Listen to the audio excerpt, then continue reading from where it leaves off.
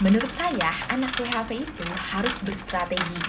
Jangan hanya ngikutin flow, ngikutin arus kayak gitu, no. Apalagi ngikutin temen. No, no, no, no, no. Jangan ya. Sebelum videonya dilanjut, jangan lupa di subscribe dan aktifkan notification loncengnya. Thank you. Oke teman-teman, jadi sekarang saya ingin bercerita lagi mengenai WHV, ingin sharing my experience, karena saya yakin teman-teman yang mengikuti program ini akan sangat kebingungan.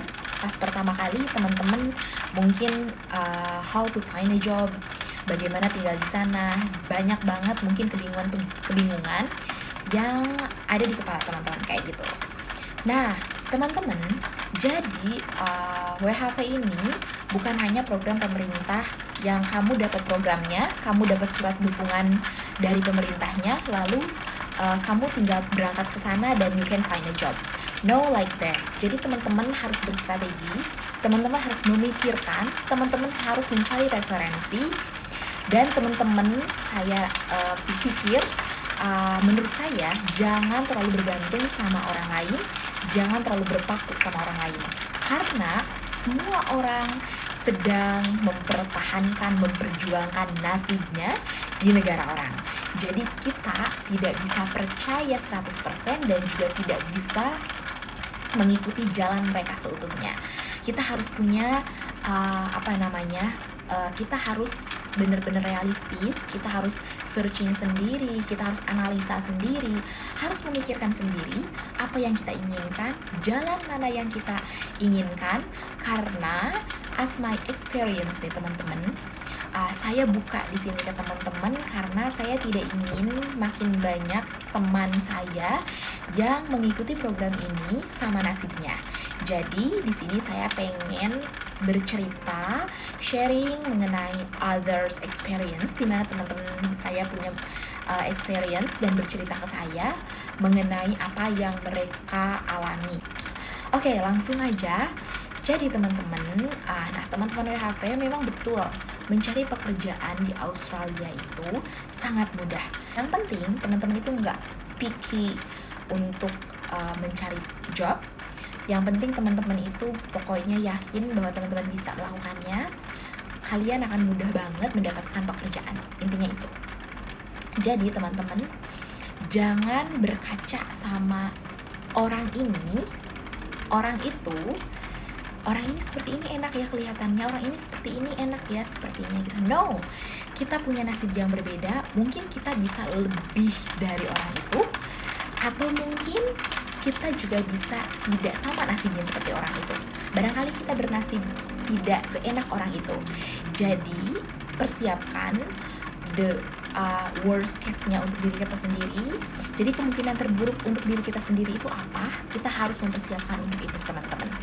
Jadi sebelum kesana, teman-teman harus tahu dulu nih kelebihan teman-teman itu apa, skill yang teman-teman miliki itu apa, terus lagi partner yang bersama teman-teman itu siapa, terus lagi juga ini berpengaruh bekal yang teman-teman bawa itu berapa, dan relasi yang teman-teman tahu siapa, kayak gitu. Karena setiap orang itu bergantung kepada si A, si B, si C, yang akhirnya mereka tidak pernah memikirkan apa yang akan mereka lakukan selanjutnya. Jadi mereka follow the flow atau follow arus orang, kayak gitu.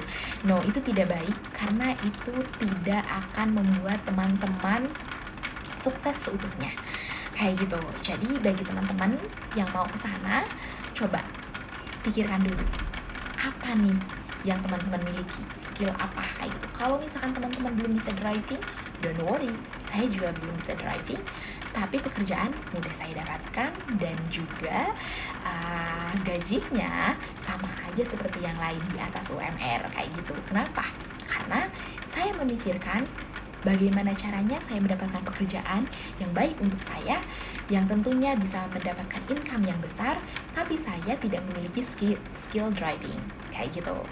Nah, ini akan saya kupas lebih dalam lagi di next part videonya. Tapi untuk sekarang saya hanya ingin share experience bahwa teman-teman memang mudah mendapatkan pekerjaan di Australia, dan saya ada beberapa relasi ataupun misalkan channel kayak gitu ya, agent kayak gitu.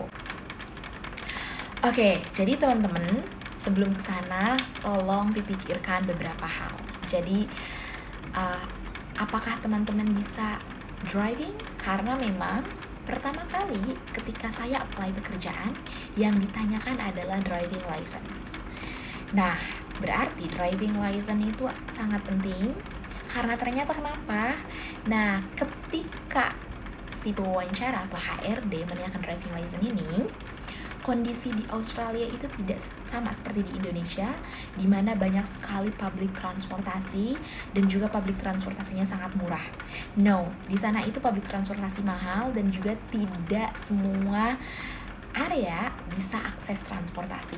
Apalagi bagi pekerjaan-pekerjaan yang memang untuk anak-anak Australia, anak-anak working holiday visa ini, anak-anak WHV ini. Let's say kebanyakan anak-anak yang mengikuti program WHV ini ingin second and third visa, which mean mereka akan pergi ke Outback dan mereka akan kerja di Outback. Dan di Outback itu sangat jarang sekali transportasi umum, teman-teman. Mungkin ada, tapi susah. Nah, mungkin jadi di sanalah si HRD-nya itu meminta dan bertanya apakah kamu bisa mengemudi dan mempunyai SIM-nya kayak gitu. Karena kenapa? Untuk datang ke sana bekerja itu teman-teman membutuhkan kendaraan. Bagaimana teman-teman masuk kerja kalau misalnya teman-teman tidak bisa mengemudi atau tidak bisa berkendara? Jadi itulah alasannya kenapa HRD menanyakan apakah teman-teman bisa mengemudi atau punya SIM internasional atau SIM mobil kayak gitu. Nah, karena itu dia, mereka berpikir bahwa bagaimana orang ini untuk masuk kerja kalau misalkan mereka tidak punya kendaraan seperti itu. Nah, itu dia. Jadi itulah syarat untuk mendaftarkan pekerjaan kayak gitu. Oke, yang kedua tentu paspor ya. Itu udah sangat basically teman-teman. Makanya nah ya, si paspor ini sangat penting. Jadi teman-teman harus sangat keep paspor ini dengan baik kayak gitu teman-teman. Yang ketiga, biasanya teman-teman diminta minimal teman-teman itu punya kartu debit ataupun misalnya kartu kredit di mana ada nama teman-teman, ATM lah ya, ATM di mana ada nama teman-teman, expire date-nya sampai tahun berapa kayak gitu. Saya apply beberapa pekerjaan dan diminta persyaratannya salah satunya adalah itu ATM kayak gitu yang tertera nama teman-teman di situ kayak gitu.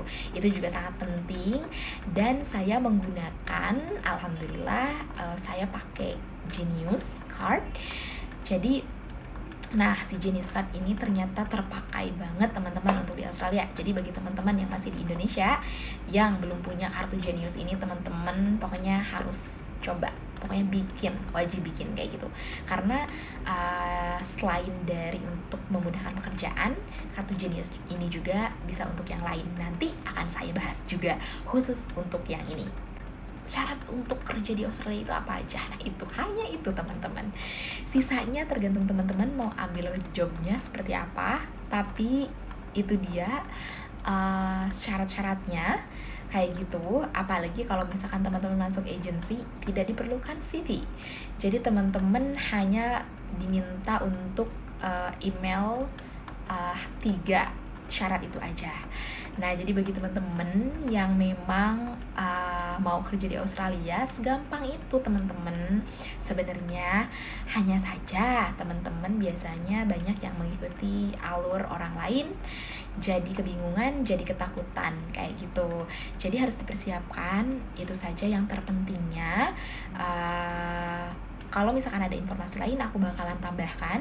Dan juga jangan misleading teman-teman. Video ini hanya short video, ini tidak seutuhnya saya bahas, akan sangat banyak banget cerita-cerita saya, akan saya buatkan di part selanjutnya, di video selanjutnya. Jadi teman-teman stay tune terus, gimana pengalaman saya mengikuti WHV ini.